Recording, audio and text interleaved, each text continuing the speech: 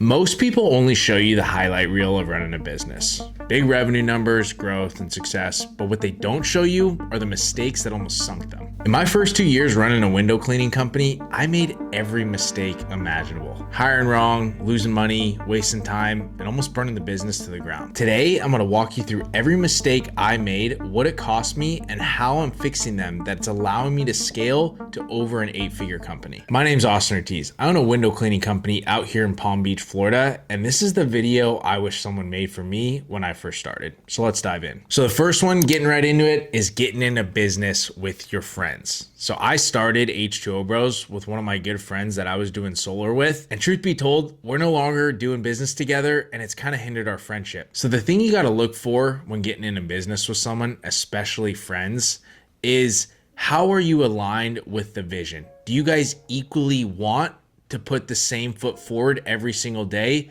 to that big picture? And the second thing is your strengths should be their weaknesses and vice versa. And with my business partner, that wasn't the case. My strengths were his strengths, my weaknesses were his weaknesses. And ultimately, I wanted H2O Bros to grow to 100 million, and he was cool just doing a few thousand a month. And I see this with a lot of the guys in my coaching program. It's not just partnering with friends, but it's hiring their friends as cleaners. And the problem with that is it's going to come to a point to where that cleaner may not be living up to the company standard. And at that point, you have to either sacrifice the friendship or sacrifice the business. The only place that I see mixing friends and business together is for sales reps. Because in a lot of situations, your friends do make the best sales reps, because recruiting is done through your personal network. And why this tends to not have any complications, especially in the door-to-door world, is because they get paid exactly what they put in. So if you ever get to the point where you do have to part ways, the business isn't relying on them anyways, so it's usually not too big of a deal. So the second mistake I made, this was a big one, was buying too much equipment and only using certain equipment for the jobs. So in window cleaning, we have these deionized water tanks, and a whole setup is about $3,000. And I just thought every new cleaner we bring on, we have to get the package for. So anytime I hired a cleaner, it was $3K just right out of the gates.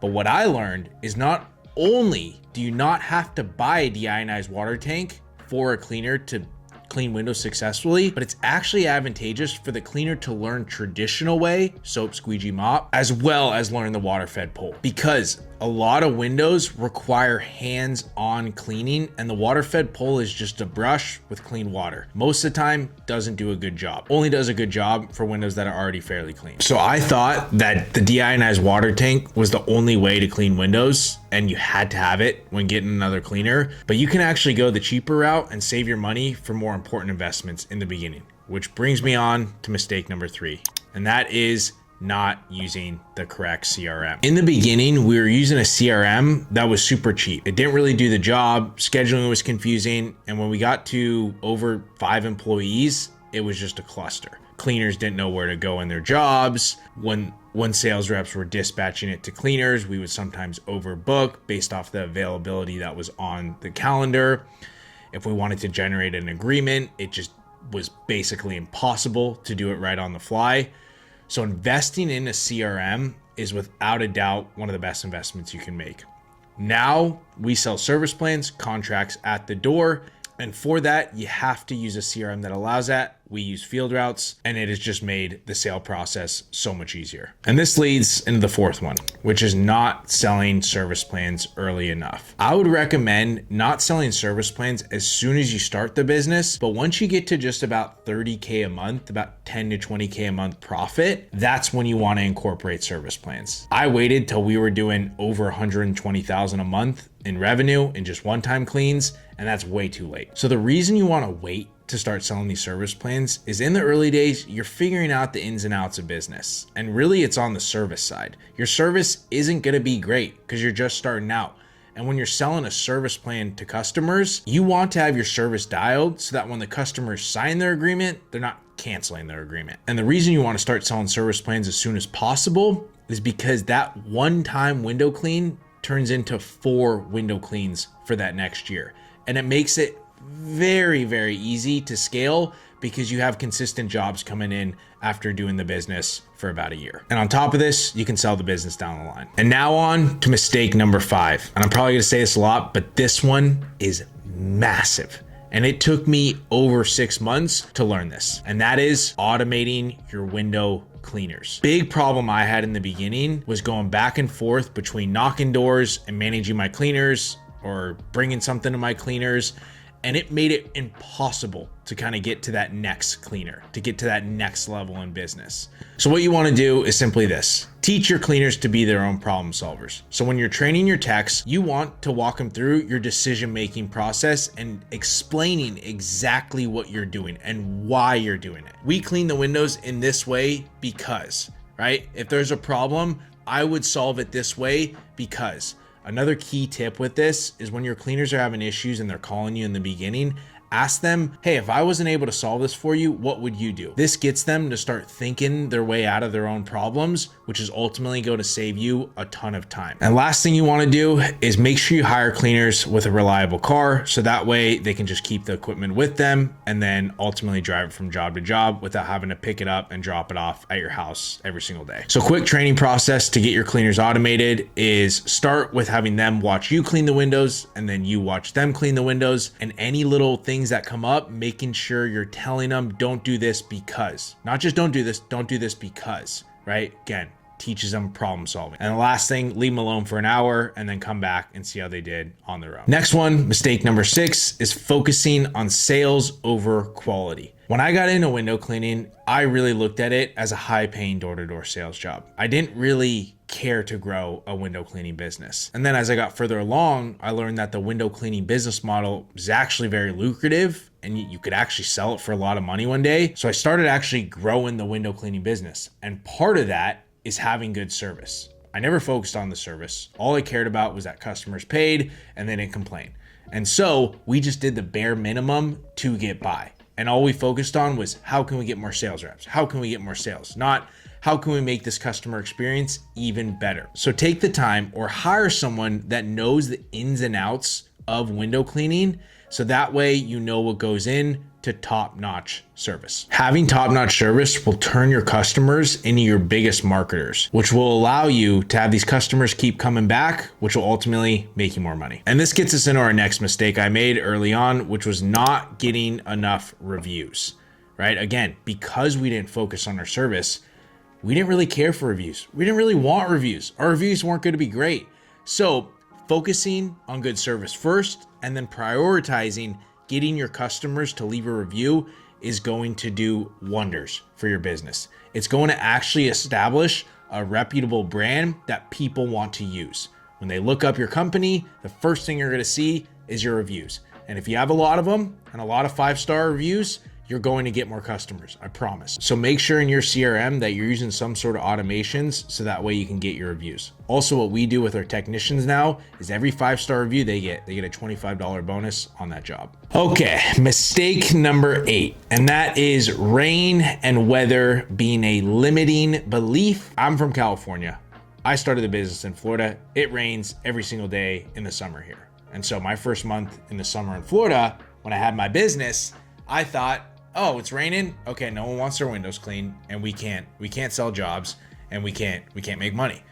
And then after a month, I was like, well, I'm gonna be on the street soon. So what I had to do was a couple things. The first is fix my mindset. I thought, okay, clearly it rains a lot out here in Florida, and just because it's raining doesn't mean window cleaning companies aren't servicing. There's got to be a reason behind it, right? And so what I figured out was that a lot of the rain would leak the dirtiness on the frames onto the actual glass. So I now turn the rain objection into a reason for them to buy. So now I turn the negative thing of it's raining to a positive thing and using that as a reason for them to buy. And I see this a lot with the guys I coach, and they are scared to send their technicians out when it's raining. But what I do and what I had to fix with my technicians is still send them out to jobs. And then if it was downpouring, just simply waiting in your car until it stops and then getting back to it. What you're going to find is the weather app is a lot of the times wrong. So don't listen to it. Only listen to what is actually happening outside. So fix your mindset with the rain and don't have it be a reason you don't go out and knock, your technicians don't go out on service, and your reason for it being a slow month. Mistake number 9. That is hiring sales reps off Indeed. Big mistake I made, big mistake I see out there. So let's backtrack to June of 2024. It was about almost a year in business, and we were looking for sales reps. We were doing about 50K a month in revenue, and we're like, okay, let's get to the next level, and that's sales reps. So we're like, oh, we found technicians on Indeed. Let's find sales reps on Indeed. So we ran ads. We ran an ad on Indeed. We spent about $1,000 that first month, and interviewed guys, brought guys out, trained guys, spent time with them, knocking, taking them to area, doing all these sort of things, and then came to find that we were trying to force guys into the job, trying to sell them this dream when they didn't even really want to be out there. The thing about knocking doors, the thing about door-to-door sales reps is they have to really want it.